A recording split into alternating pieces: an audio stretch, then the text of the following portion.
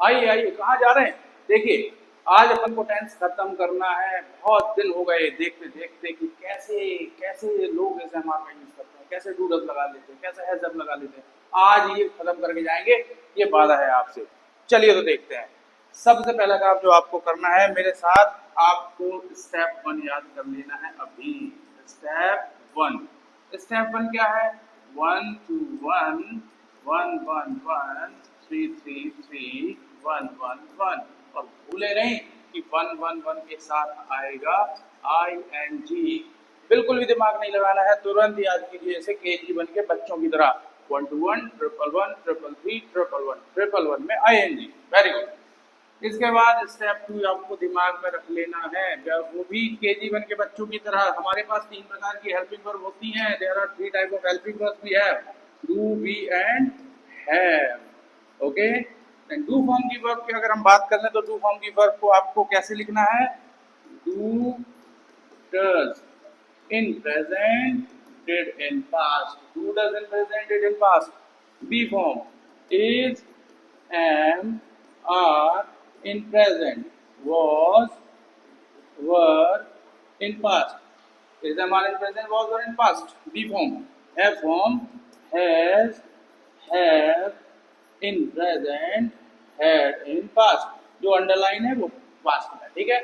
Do form की verb, do form की verb क्या होती है? Do does presented in past. Be form की is, am, are present, was, were in past. Have form की has, am, present, had in past. दोनों step याद कर लीजिए। स्टेप 1 1 2 1 1 1 3 3 1 1 में आएंगी। जैसा मैंने बोला वैसा ही आपको बोलना है जब तक मैं तैयार करता हूँ चार्ट। ओके, चलिए ध्यान से देखिएगा। ये मैंने खींच दी पहली लाइन, इसके बाद मैंने खींच दी दूसरी लाइन, फिर मैंने खींच दी ये तीसरी लाइन,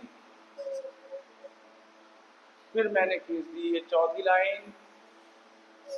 थोड़ा सा तिरछा मिर्चा हो सकता है तो उसमें टेंशन ना लीजिएगा आप लोग, बस देखिए।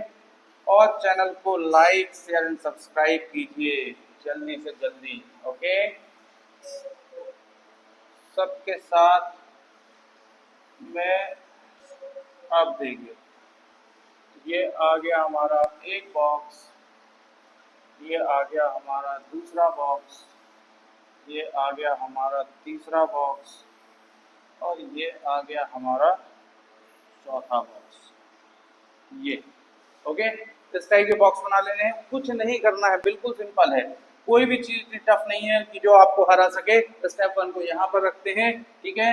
लेकिन उससे पहले जो जान लें कि इस डब्बे में भरेंगे क्या, तो देखिए सबसे पहले हम लिखेंगे इसमें प्रेजेंट टेंस। दूसरा कौन सा होगा? पास्ट। तीसरा कौन सा होगा? फ्यूचर। पहला कौन सा होगा? कल बताया था मैंने 10 मिनट की वीडियो में, इंडेफिनिट। दूसरा कौन सा होगा? कॉन्टिन्यूअस इनकम्प्लीट एक्शन के लिए।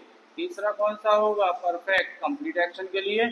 और चौथा होगा the combination of perfect and continuous. Okay, अब देखिए कैसे इसको बनाते हैं। सबसे पहले हम रखते हैं, अपन थोड़ा सा कलर चेंज कर लेते हैं, ठीक है। सबसे पहले हम रखेंगे 1 2 1 रख दिया। फिर रखेंगे बेटा 1 फिर रखेंगे 3 फिर रखेंगे 1 KG1 के बच्चों की तरह आपने याद रखा है, कर रखा है। 1 में ING लगाने को मैंने कहा था, केवल 1 में ING लगाएंगे।